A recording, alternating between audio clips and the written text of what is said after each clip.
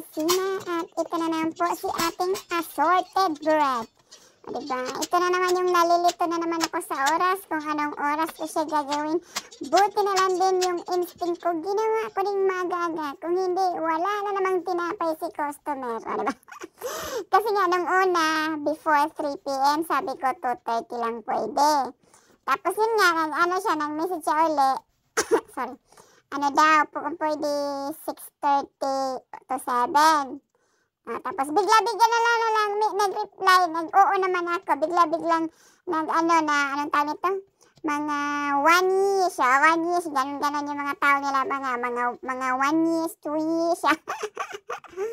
Buti na lang, inagahan ko na naman kung hindi, ano bang oras ko na, mga 12 something tumabik ka pa, diba? Buti na lang, nasa isip ko pa naman yung hapon ako i-roll, tapos yun na nga, diba? Kasi nga, para fresh nga, kasi siya lang naman ang order, para fresh.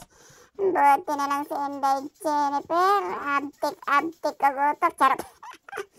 Yun nga, pasenta na rin sa aking mga customer, message, yung sa Jumbo ba, yung special, kung pwede lang 4. Meron lang po yun pag nagpo-post si Inday Jennifer, pwede pa yung tingi-tingi, pero pag hindi, minimum lang po siya ng 12. Kaya, salamat sa panonood, keep watching, keep sharing, Mama Chuchu, enjoy, bye!